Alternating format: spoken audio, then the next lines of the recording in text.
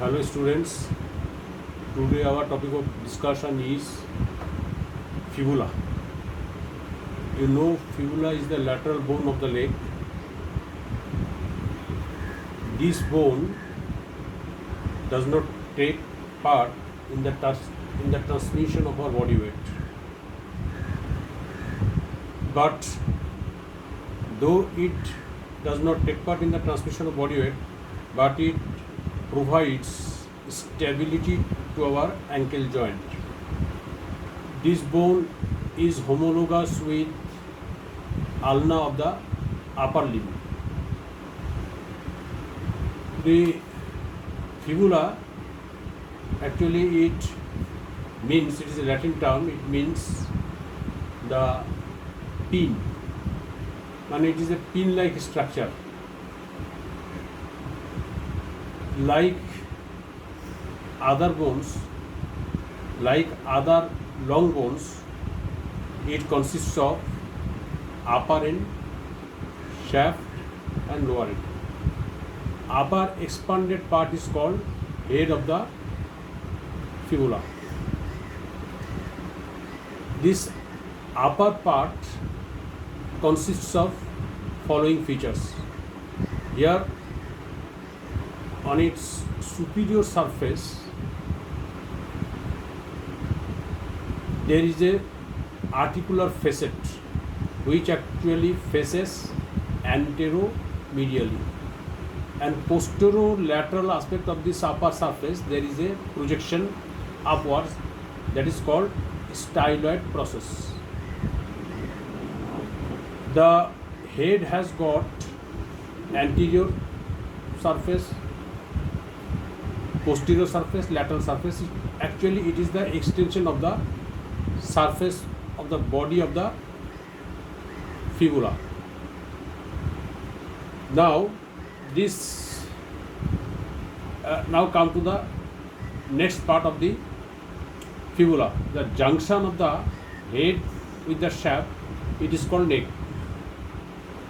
Neck has got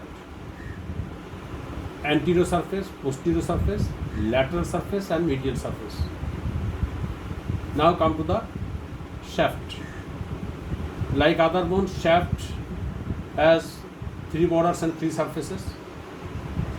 The fibula has got anterior border. To trace the anterior border, let us see the lateral aspect of this bone. Here you see, this is the lateral malleolus. If just above the lateral malleolus there is a triangular area, where this triangular area meet, here begins the anterior border. So from below if we trace it, it will be easy for tracing the anterior border. From the apex of this triangular area, I am tracing it upwards. It is going to the anterior aspect of the head. This is called anterior border. Now come to the medial border or interosseous border. Medial border, just it lies medial to the anterior border, and this border at its upper end it comes closer to the anterior border, and somewhere it merges with the anterior border also, and below it ends at the upper end of a rough triangular area. Here you see there is a rough upper triangular area, at its upper end it ends. So this is interosseous border or medial border. Now come to the posterior border. Posterior border, it starts from the posterior aspect. If you trace it below, it becomes continuous with the medial margin of a groove on the lateral malleolus. On the posterior aspect of the lateral malleolus there is a groove.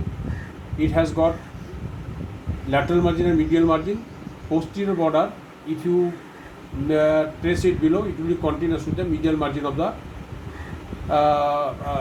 groove of the lower end of the fibula. So this is the posterior border.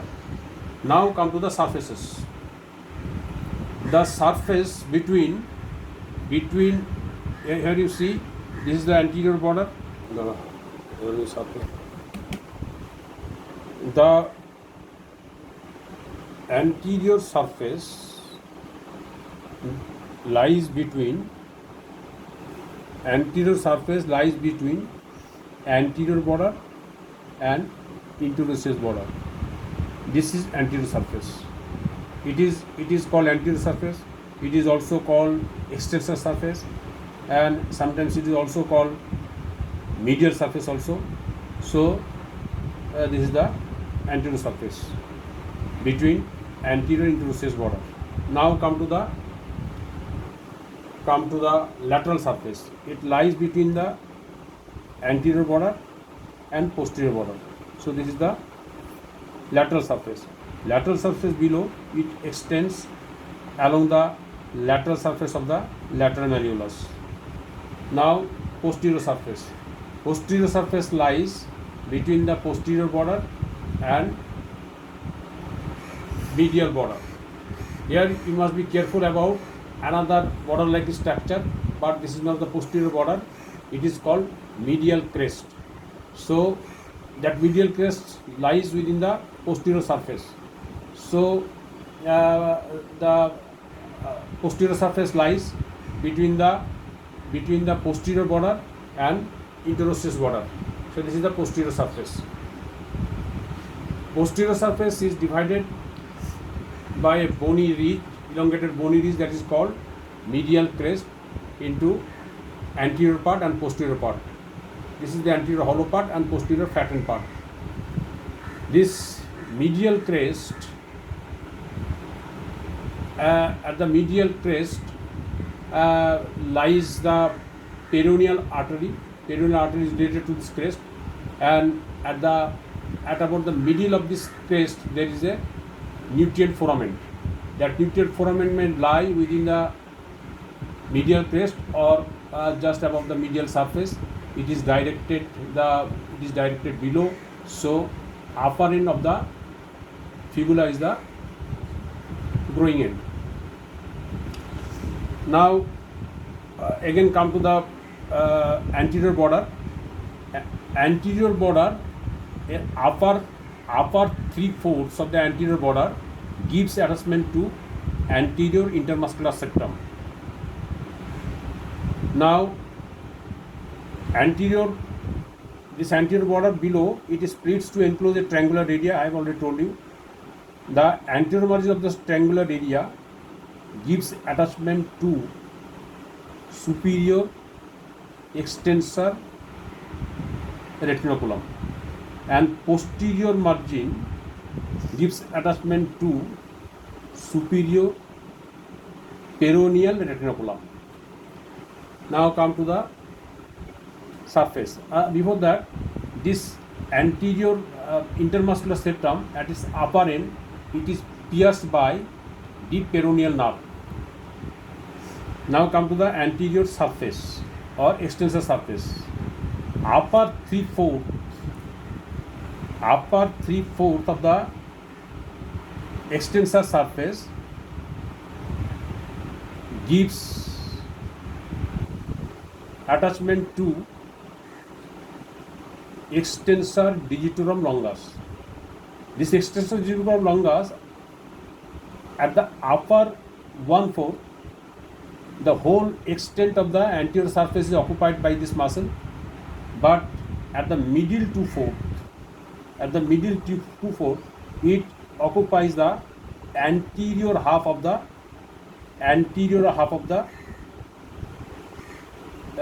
anterior surface or extensor surface, and posterior half of this middle 2/4 is occupied extensor hallucis longus. Now lower 1/4, the whole extent of the lower 1/4 of the anterior surface is occupied by peroneus tertius. So this is about anterior surface. Now come to the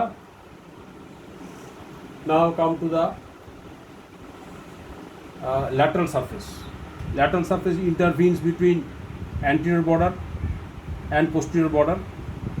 at its upper two-third, it gives attachment to peroneus longus.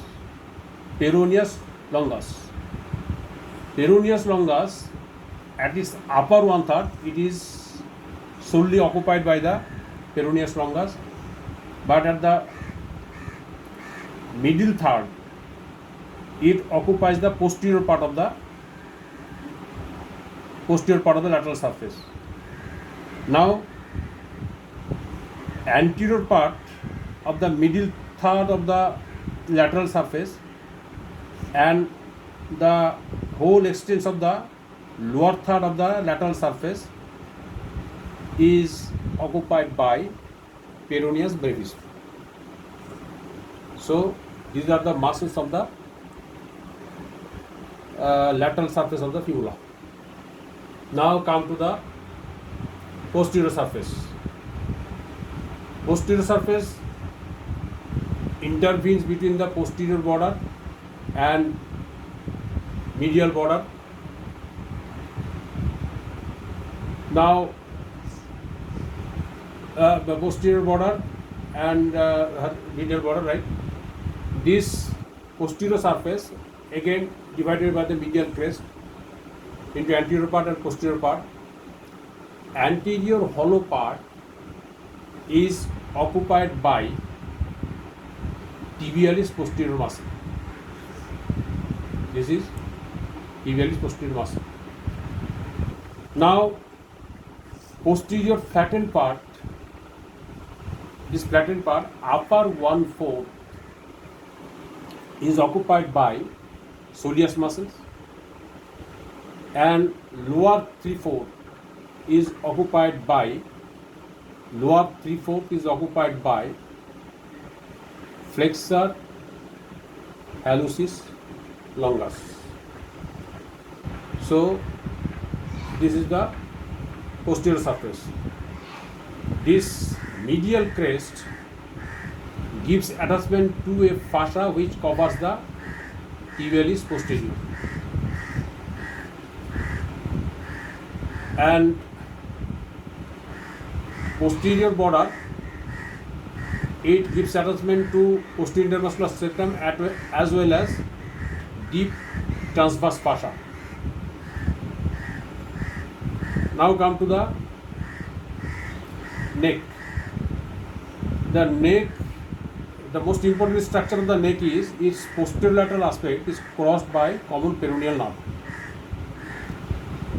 and all these muscles, that is peroneus longus, also extends up to the head along the neck, and this nerve lies in direct contact with the bone. And medial aspect of the neck, here important structure is the anterior tibial vessels, which is passing above the gap of the interosseous membrane. The interosseous membrane is attached to the interosseous border or medial border. At the level of the neck, there is a gap. Through this gap passes the anterior tibial vessels. So medial aspect of the neck comes in contact with the anterior tibial vessels.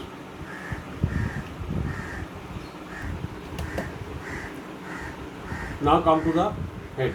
I have already told you it is the styloid process. Styloid process, at its anterior aspect, it gives attachment to fibular collateral ligament, and at its tip, it is the fibular collateral ligament. And anterior aspect of this styloid process, anterior aspect, lateral aspect, as well as posterior aspect, there is a C-shaped manner. In this C-shaped manner is attached the tendon of the biceps femoris. Now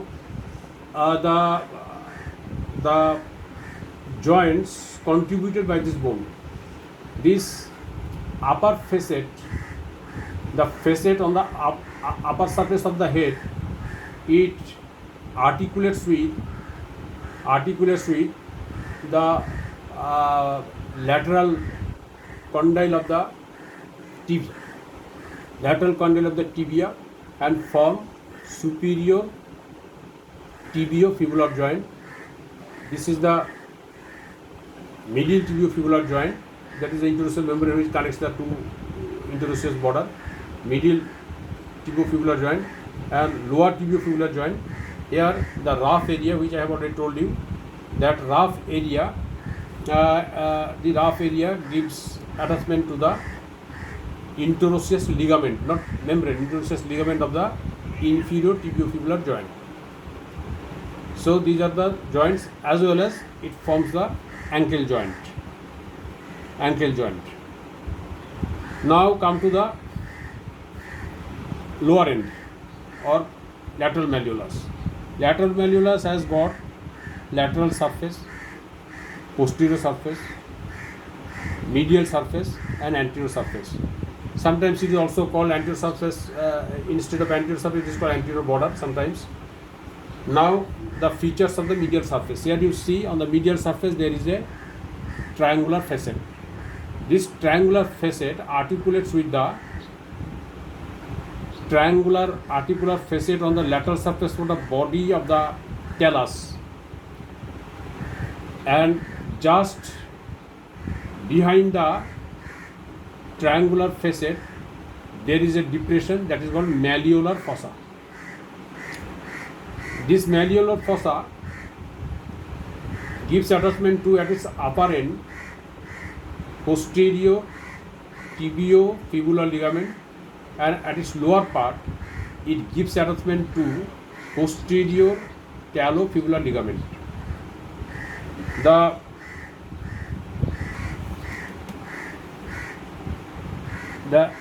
anterior border at its lower end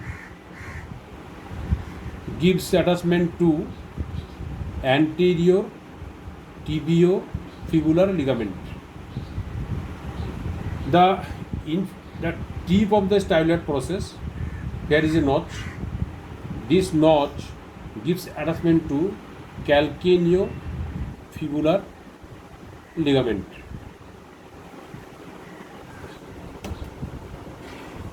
The posterior surface of the lower end, here is a groove.